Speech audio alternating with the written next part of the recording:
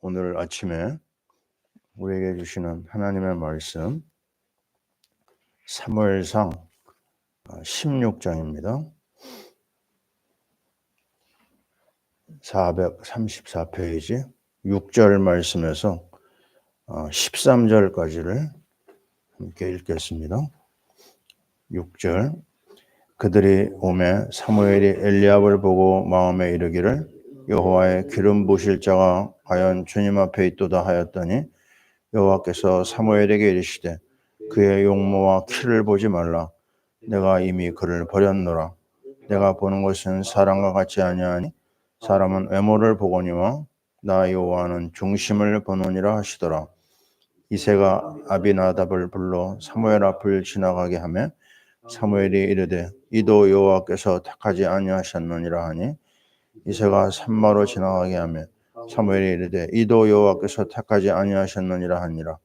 이새가 그의 아들 일곱을 다 사무엘 앞으로 지나가게 하나 사무엘이 이새에게 이르되 여호와께서 이들을 택하지 아니하셨느니라 하고 또 사무엘이 이새에게 이르되 내 아들이 다 여기 있느냐. 이새가 이르되 아직 막내가 남았는데 이르되 사람을 보내어 그를 데려오라. 그가 여기 오기까지는 우리가 식사 자리에 앉지 아니하겠노라. 이에 사람을 보내어 그를 데려오매 그의 빛이 붉고 눈이 빼어나고 얼굴이 아름답더라. 여호와께서 이르시되 이가 그니 일어나 기름을 부으라 하시는지라. 사무엘이 기름 뿔병을 가져다가 그의 형제 중에서 그에게 부었더니 이날 이후로 다윗이 여호와의 영에게 크게 감동되니라. 사무엘이 떠나서 라마로 가니라. 아멘. 자, 오늘 아침에 우리는 다윗의 성령 충만 이런 말씀을 우리가 같이 붙잡고 기도해야 되겠습니다. 자, 우리에게 있어서 가장 최고의 하나님의 선물이 뭘까? 물론 구원이죠. 근데 구원의 역사가 한 번이면 우리가 예수 그리스도를 영접하고 하나님의 자녀가 되는 구원의 축복이 우리에게 찾아오거든요. 그런데 땅에 살고 있는 우리가 이 구원의 축복을 계속 누릴 때 방해하는 세력이 있어요. 그걸 우리는 악령이라고 합니다. 사단의 세력이 자기 똘마니 귀신들을 보내가지고 예수 믿는 우리를 괴롭혀요. 우리의 가는 길을 자꾸 유혹하고 넘어뜨리려고 합니다. 자, 그게 무슨 말이냐면요. 예수 믿는 것은 하나님의 은혜고 하나님의 축복인데 우리가 이 땅을 사는 동안 신앙생활 하는데 방해해가지고 구원은 건드리지 못하지만요. 땅에서 실패하게 합니다. 이게 언제 일어나느냐? 우리가 하나님 앞에 갈 때까지 이건 계속됩니다. 그래서 이 악한 영이 우리 신앙생활을 방해하지 못하도록 우리가 해야 될 일이 있어요. 그거는 내가 해야 될 나의 책임이다, 나의 의무다 이렇게 생각해도 됩니다. 자, 무슨 말이냐면요.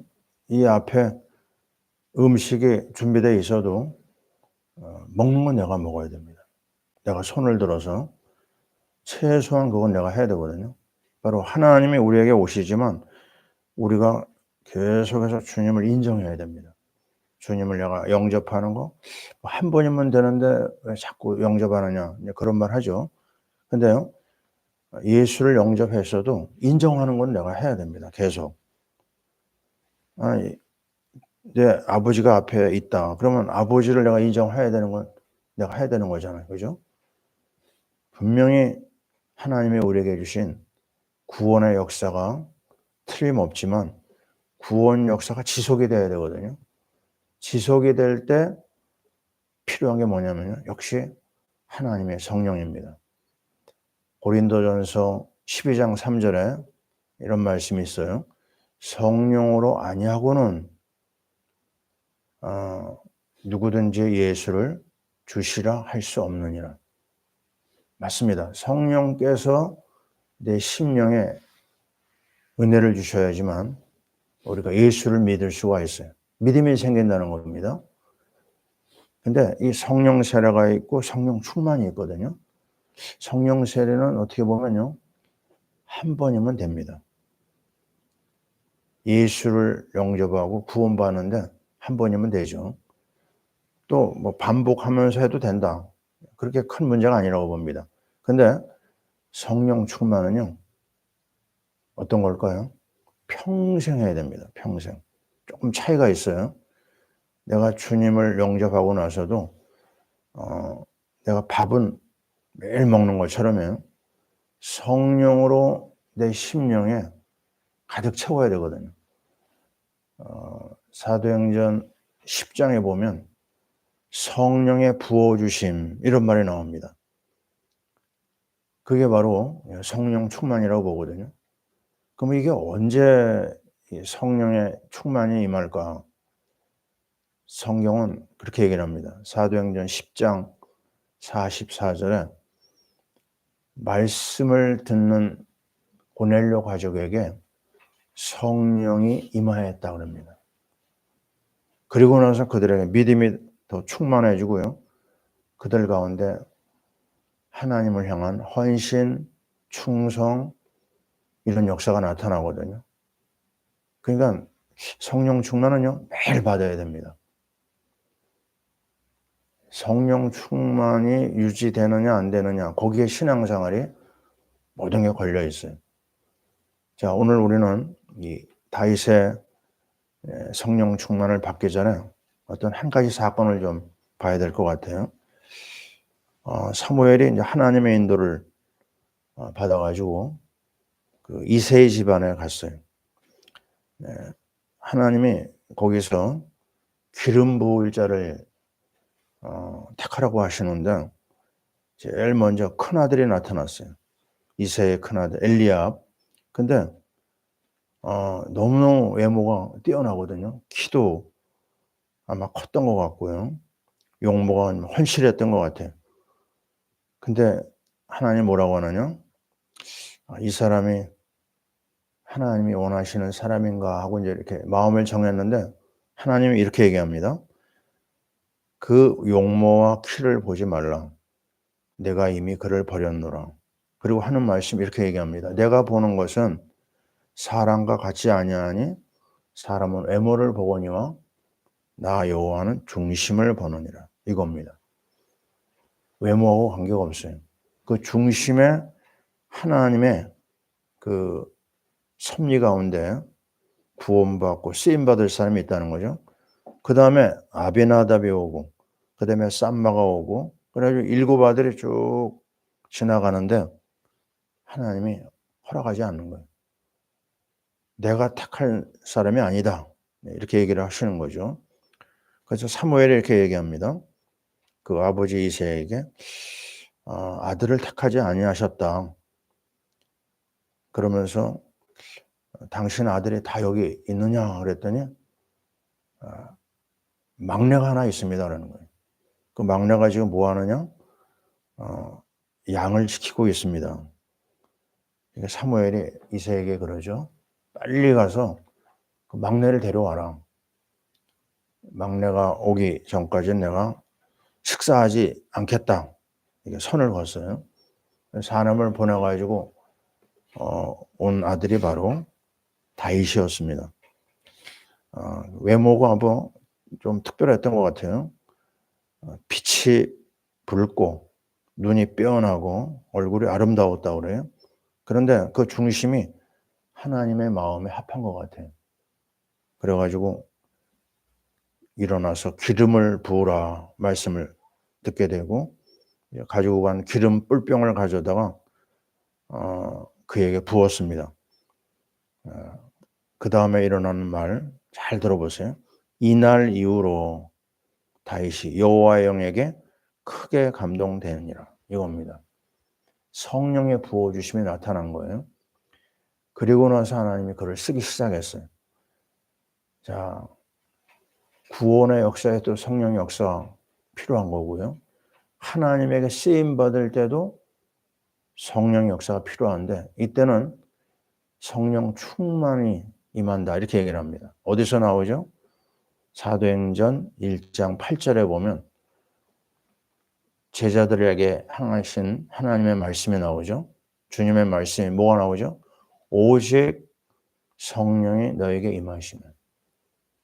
그냥 성령이 아닙니다. 오직 성령이 너에게 임하시면 권능을 받고 그랬어요.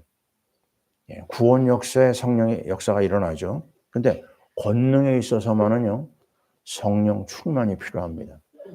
예루살렘과 온 유대와 사마리아와 땅 끝까지 이르러 내 증인이 되리라 그랬습니다. 자, 무슨 얘기죠? 하나님에게 쓰임 받는 데 있어서는 성령 충만이 필요하다는 겁니다. 성령의 부어주심이 필요해. 그 장면을 우리는 요셉에게서도 발견할 수가 있어요. 바울에게서도 발견할 수가 있고, 먼저 요셉을 보면요, 창세기 41장 38절에 나오죠. 감옥에 오랫동안 갇혀 있다가 술 맡은 관원장이 자기가 실수한 것을 고백을 하면서 이 요셉이 바로왕 앞에 나옵니다. 그래가지고 바로왕의 그 꿈을 해몽해주고 뿐만 아니라 앞으로 어떻게 이 기근을 해결할 수 있는지 그 대안까지 제시를 해요. 너무 기가 막히니까 이 바로왕이요 이런 말을 했습니다. 정말 우리가 어디서 하나님의 영에 감동된 이런 사람을 만날 수 있겠느냐. 아주 그 자리에서 애굽의 국무총리로 세우는 걸 볼 수가 있어요. 특별합니다. 이거는 사람이 하는 게 아니에요. 많이 배워서 되는 것도 아닙니다. 공부를 안 했는데도 그렇잖아요. 우리 요셉이가 무슨 공부를 했겠어요? 하나님의 은혜 가운데 하나님의 능력이 임하고 하나님의 지혜가 임하고 하나님이 쓰실 만한 그릇이 되는 거예요. 그리고 나서 진행하는 모든 일을 보면 너무 특별하거든요. 너무너무 놀라운 하나님의 능력이 나타나고 하나님의 권능의 역사가 이어지는 걸 볼 수가 있어요. 자, 다윗도 그랬죠. 이날 이후로 하나님의 영에 감동돼서 많은 사람을 하나님 앞으로 이끕니다. 자, 우리가 알고 있는 엘리사, 열왕기하 2장 9절 유명한 말씀이죠. 어떤 장면에 나옵니까? 자, 하나님 앞에 부름받은 엘리사가요, 다른 생도들하고 틀렸어요. 어떤 마음을 갖게 되느냐? 정말 어떻게 하면 7천 일꾼을 찾아서 세울 것이냐. 그냥 하나님의 일에 아주 집중하는 걸 볼 수가 있어요. 그때 어떤 일이 벌어지죠? 갑절의 영감을 구하는 기도가 나옵니다. 이 더블 포션, 하나님의 이 충만한 영이 그에게 임하니까요. 유명한 얘기가 나오죠. 열왕기하 6장 16절. 이 사환이 그 도단성을 둘러싸고 있는 이 아람 군대를 보고 막 놀래서 막 뛰어왔을 때 그때 그가 유명한 말을 합니다. 두려워 말라. 우리와 함께하니가 저들과 함께하니보다 많다. 거기서 나온 말입니다. 왜요? 갑절의 영감 성령 충만을 받은 그에게는 문제가 아닙니다. 하나님의 능력이 임하니까요. 그 앞에 여러 문제가 일어나지만요. 문제로 안 보여요. 깨닫지 못하니까 사환이요. 엘리사가 기도하죠. 그랬더니 눈이 열리면서 그 아람 군대 뒤에 딱 포위하고 있는 불말불비한 걸 보게 됩니다. 자, 우리 현실에 문제가 얼마나 많아요? 그러나 성령 충만을 더디보면 하늘 군대가 우리 가운데 함께하는 겁니다. 이게 너무너무 놀라운 하나님의 은혜고 하나님의 선물이에요. 자, 우리는 이 엘리사 이야기를 보고 또 바울 이야기도 똑같습니다. 사도행전 9장에서 부름받은 주가 그리스도라고 하는 메시지를 듣고 그가 어떻게 힘있게 일할 수 있었느냐? 역시 9장 17절에 성령 충만이 임하면서 하나님의 손에 붙잡혔어요. 그래가지고 바로 뛰어나가가지고 예수가 그리스도라 선포하면서 그의 역사가 가장 위대한 사도의 이 걸음을 걷게 된 겁니다. 자, 우리는 여기서 오늘 분명한 걸 보게 됩니다. 성령이 역사해야 된다는 거. 성령이 충만해야 된다는 거. 성령의 부어주심이 있어야 된다는 거. 근데 조건은 뭐죠? 하나님의 말씀이 들려질 때입니다. 저는 잊을 수가 없어요. 1972년 제가 예수 생명을 정말 누리고자 원하지만 안 되는 거예요. 성경 공부하는데 갔는데 성경을 읽어도 모르겠고 성경 말씀을 들어도 모르겠고 믿음이 안 와요. 저 사람들 속에 분명히 뭐가 있는 것 같은데 나한테는 그게 안 되는 거예요. 계속 그거 가지고 고민하고 또 얘기하고 또 듣고 권면을 받아도 안 되더라고. 근데 우리 선배 중에 한 사람이 경영학과 선배가 나를 데리고 집회를 데리고 갔어요. 그래가지고 이제 하나님의 은혜가 오늘 임할까 이런 생각을 하고 이렇게 앉아 있는데 저 앞에 목사님의 말씀을 시작하는데요. 갑자기 어떤 말씀을 하냐면 여러분이 하나님의 말씀을 읽지 않는 것은 죄입니다. 특별한 말도 아니에요.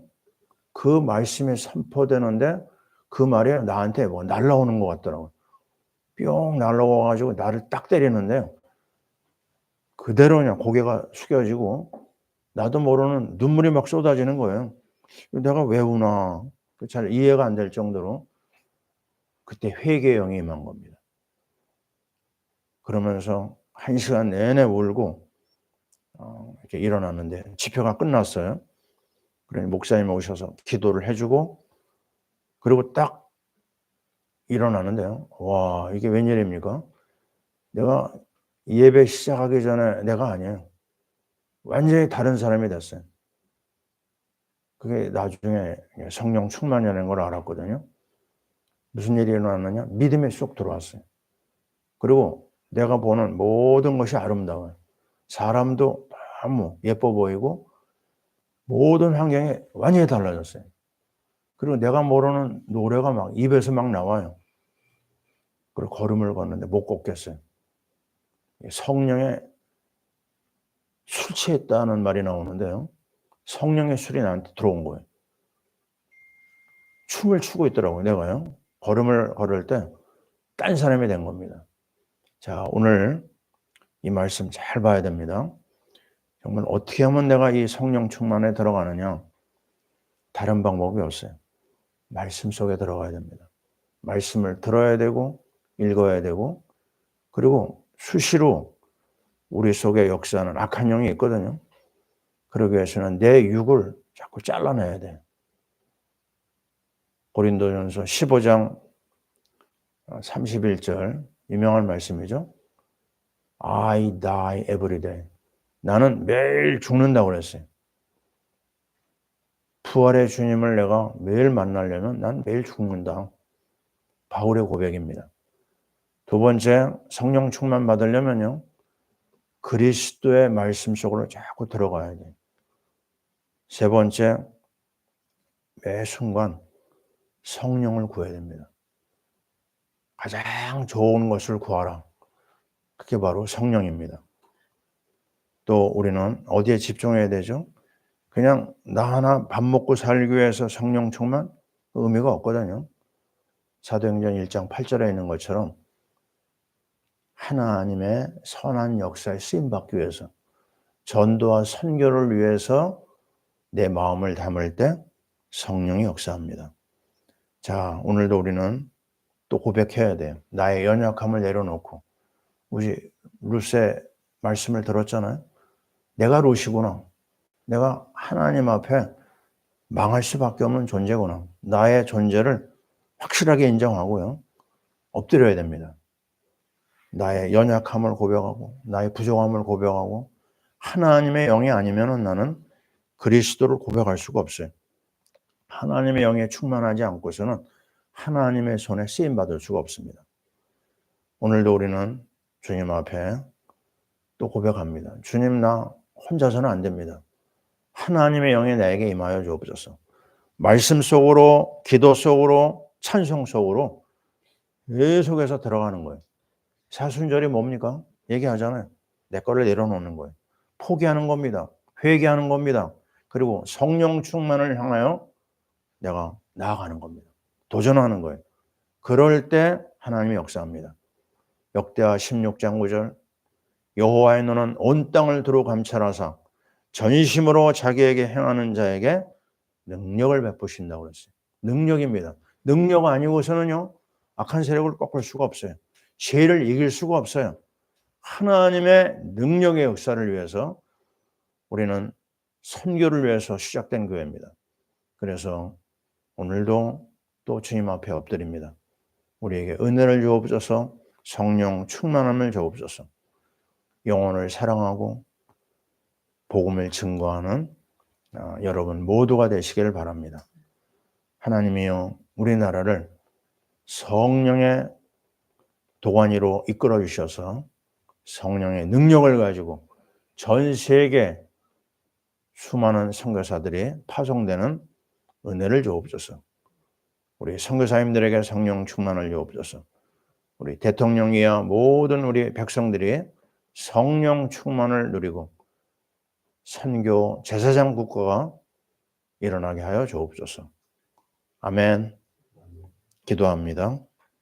하나님 고맙고 감사합니다. 우리를 사랑하셔서 예수 그리스도의 이 놀라운 이름을 믿게 하시는데 성령으로 역사하신 줄 믿습니다. 나아가서 평생 성령 충만하여서 하나님이 쓰신 요셉과 같이, 하나님이 쓰신 엘리사와 같이, 하나님이 쓰신 바울과 같이, 하나님이 쓰신 다윗과 같이 쓰임받게 도와 주시옵소서. 하나님, 악한 영을 꺾을 수 있도록 그리스도의 보혈로 우리를 붙잡아 주시고 성령으로 충만케 하여 주시옵소서. 하나님, 매일같이 내 자신을 죽이게 하옵소서. 회개하게 도와주옵소서. 그리스도에게 집중하게 하시고 하나님의 말씀 속으로 들어가서 성령 충만함을 누리게 하옵소서. 전도 선교에 집중함으로 성령의 충만함을 누리게 하여 주옵소서. 오늘도 이 나라 이 땅을 성령으로 충만케 하시고 우리 선교사님들이 성령으로 충만하게 하시고 파라미션교회 모든 성도들이 성령 충만하여 선교 프로젝트를 이루게 도와 주시옵소서. 이제는 우리 주 예수 그리스도의 크신 은혜와 그리스도를 보내주신 하나님의 사랑하심과 말씀과 기도와 찬양으로 이끌어주는 성령의 역사하심이 사랑하는 믿음의 모든 권속들 위해 지금부터 영원토록 함께 있을지어다. 아멘.